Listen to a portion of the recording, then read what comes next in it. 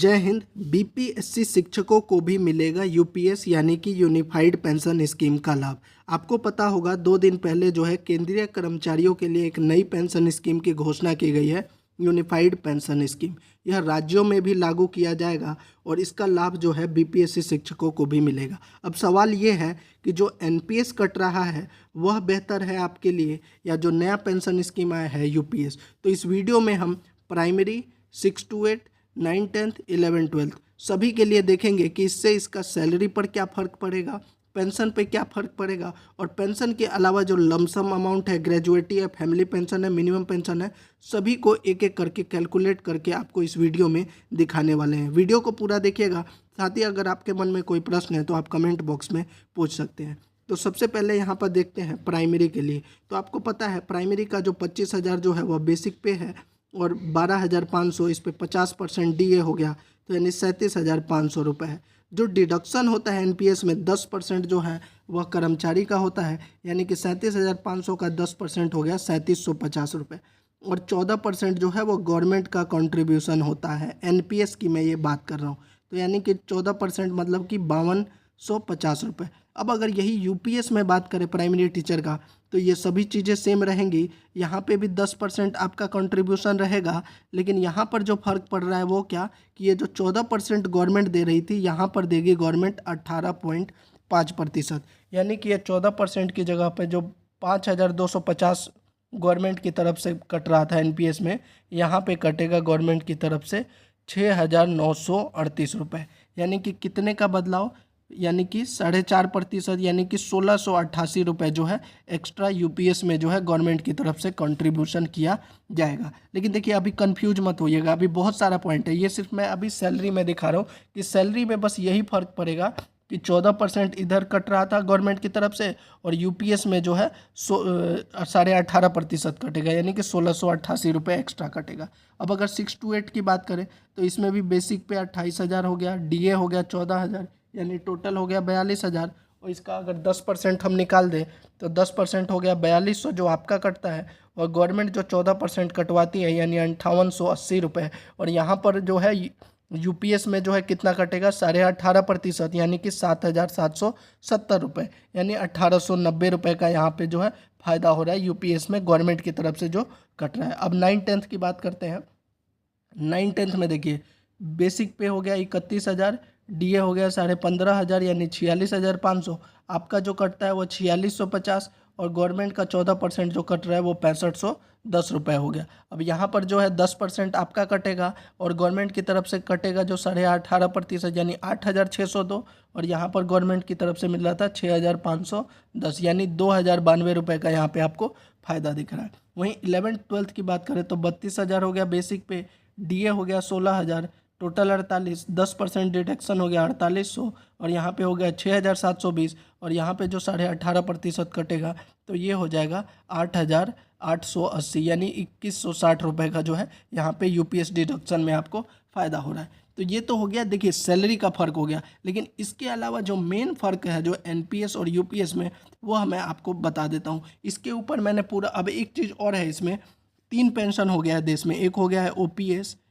NPS और UPS. अगर तीनों का फ़र्क आपको समझना है तो इसके ऊपर मैंने वीडियो बनाया है जिसका लिंक डिस्क्रिप्शन में दिया है, वह जाकर देख लीजिएगा, तीनों का फ़र्क समझ में आ जाएगा। इस वीडियो में हम सिर्फ बात कर रहे हैं एनपीएस और यूपीएस की।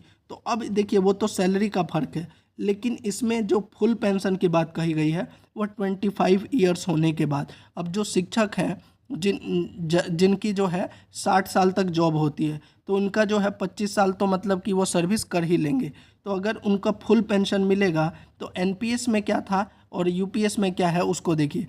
एनपीएस में जो आपका पेंशन मिल रहा था वह किसके आधार पर मिल रहा था, आप जो 10% कंट्रीब्यूशन करते हैं और 14% जो गवर्नमेंट कंट्रीब्यूशन करती है, इनको मिलाने के बाद जो आपका कॉर्पस अमाउंट बनता है। कॉर्पस अमाउंट का मतलब जो आपका 10% और 14% ये मिलाने के बाद जो उस पर इंटरेस्ट लगा है, इन सभी अमाउंट को जो मिलाकर अमाउंट बनता है वह होता है कॉर्पस अमाउंट।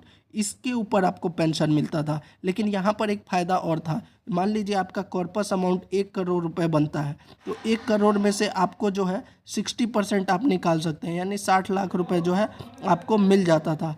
लेकिन जो 40 लाख रुपए था उसके ऊपर आपको यहाँ पर पेंशन दिया जाता था। लेकिन यूपीएस में क्या है, यूपीएस में जब आपका जो है 25 साल सर्विस हो जाएगा तब आपको पेंशन दिया जाएगा। और वो पेंशन क्या होगा, आपका जो भी बेसिक पे, मान लीजिए उस समय आपका बेसिक पे जो है 60,000 रुपये है, तो फिर उसका 30% आपको मिले, 50% आपको मिलेगा, यानी कि 30,000 रुपये यहाँ पर पेंशन मिलेगा यूपीएस में।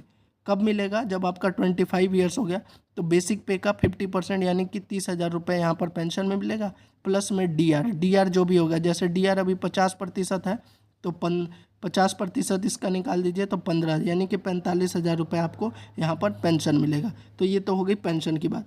जो यहाँ पे नुकसान हो रहा है एनपीएस और यूपीएस में वो इसका हो रहा है लमसम अमाउंट का। देखिए जब आप रिटायर होंगे एनपीएस के केस में, तो एनपीएस में जो कॉर्पस अमाउंट का 60% यानी कि एक अच्छा खासा अमाउंट जो है आपको मिल जाता है। लेकिन यूपीएस में आपको नहीं मिल रहा है, आपका जो 10% कट रहा है वह आपको नहीं मिल रहा है। यहाँ पर जो मिल रहा है वह सिर्फ 6 महीने की सैलरी मिल रही है। अगर आप 30 साल जॉब कर रहे हैं तो 6 महीने की सैलरी, मान लीजिए अगर आपका अभी 40,000 है तो 6 महीने का कितना, 2.5 लाख के आसपास हो गया। तो यहाँ पे यूपीएस में सिर्फ आपको ये लमसम अमाउंट में 2.5 से 3 लाख रुपए मिल रहा है, जबकि एनपीएस में लमसम अमाउंट एक अच्छा खासा मिल जाता है। जो आपका 60% जो रहता था लमसम अमाउंट जो है वह मिल जाता था आपके कॉर्पस फंड का। तो यहाँ पर एक जो बड़ा अंतर है वो यही है कि जो 10% आपका कट रहा है, यूपीएस में भी कट रहा है, एनपीएस में भी 10% कट रहा है, यूपीएस में भी 10% कट रहा है। लेकिन एनपीएस का जो 10% कट रहा है ये कॉर्पस फंड में से आपको 60% मिल जा रहा है, लेकिन यूपीएस में आपको इस चीज़ का फ़ायदा नहीं मिल रहा है। अब बात करते हैं फैमिली पेंशन। तो फैमिली पेंशन जो है वो आपको पता है एनपीएस में जो डिपेंड करता है, कोई फिक्स्ड अमाउंट नहीं है, यह आपके कॉर्पस फंड पे डिपेंड करता है आपने कौन सा प्लान लिया है उस पर। जबकि यूपीएस में जो है मिनिमम फैमिली पेंशन आपको 10,000 रुपये यहाँ पर मिलेगा, ये मिनिमम है, इससे ज़्यादा भी हो सकता है, लेकिन यहाँ पर एक फैमिली पेंशन में जो है मिनिमम 10,000 रुपये है। ग्रेजुएटी की बात करें तो देखिए ग्रेजुएटी जो है दोनों में ही सेम है। एनपीएस में भी मैक्सिमम जो है वो 25 लाख रुपए है और यूपीएस में भी जो ग्रेजुएटी है वह 25 लाख रुपए। तो इसमें कोई फ़र्क नहीं है, ग्रेजुएटी जो है वह सेम है। मिनिमम पेंशन, एनपीएस में कोई मिनिमम पेंशन नहीं है, कोई निर्धारित नहीं किया गया है कि कितना पेंशन मिलेगा, कोई फिक्स्ड अमाउंट नहीं है। लेकिन यूपीएस में जो है मिनिमम पेंशन जो है वो 10,000 रुपये रखा गया है। तो ये है एनपीएस और यूपीएस का अंतर। लेकिन यहाँ पे जो मेन सवाल यही है कि जो 10% आपका यूपीएस में कटेगा वह आपको यहाँ पर नहीं मिल रहा है, जो कि एनपीएस में आपको जो है कॉर्पस अमाउंट में से 60% मिल जाता था। अब बात कर लेते हैं कि यह बिहार में कब लागू होगा। तो देखिए यह बिहार में भी लागू होगा, क्योंकि जैसे जैसे केंद्र सरकार जो है अपने केंद्रीय कर्मचारियों के लिए घोषणा करती है, चाहे वो डीए हो गया या फिर पे कमीशन हो गया, उसी के हिसाब से जो है राज्य सरकारें भी अपने कर्मचारियों के लिए घोषणा करती हैं। और बिहार में तो एनडीए की सरकार है, तो ऑब्वियसली है कि यहाँ भी ये यूपीएस स्कीम जो है वह लागू किया जाएगा। तो ओवरऑल देखें ना, तो हम अगर एनपीएस और यूपीएस की देखें तो मेरे ख्याल से जो है एनपीएस और यूपीएस में ज़्यादा फर्क है नहीं। अगर आपकी सर्विस 25 साल से ज़्यादा है तो मुझे लगता है कि एनपीएस ही सही है, लेकिन अगर आपका सर्विस 25 साल से कम है तब शायद आपको यूपीएस में जाना चाहिए, क्योंकि यहाँ पे एक ह्यूज अमाउंट आपको एनपीएस में मिल जाता है। आपका जो 10% कट रहा है, मान लीजिए आपका 45,000 रुपये बन रहा है बेसिक और डीए, तो 4500 रुपये आपका 10% हो गया। सरकार की तरफ से लगभग 6,000 कट रहा है, यानी 10,500 रुपये हर महीने का कट रहा है। और 10,500 यानी कि साल का आपका लगभग कितना हो गया, 1,25,000 हो गया। 25 साल में ये लगभग 30 से 40 लाख रुपए कट जा रहा है। इसके ऊपर अगर 10% भी आपको जो है उस समय प्रॉफिट मिलता है तो लगभग 1 करोड़ से तो ज़्यादा अमाउंट यही हो जाएगा। तो कहीं ना कहीं अगर देखा जाए तो इसका जो यूपीएस का पूरा जो लेटर आएगा उसके बाद ही चीज़ें क्लियर होंगी। लेकिन अभी जो है उसको देखकर ये लग रहा है कि यूपीएस में आपको मिनिमम पेंशन की गारंटी तो है, लेकिन एक लमसम अमाउंट जो रिटायरमेंट पर मिलता है वह आपको नहीं मिल रहा है। इसके साथ ही अगर आपको ओपीएस के बारे में जानना है तो आप जो हमारा पूरा वीडियो है उसको देख लीजिए, उसमें ओपीएस, एनपीएस और यूपीएस तीनों के बारे में डिटेल में बताया है। वीडियो अच्छा लगा हो तो ज़रूर वीडियो को लाइक कीजिए और शेयर कीजिए। जय हिंद।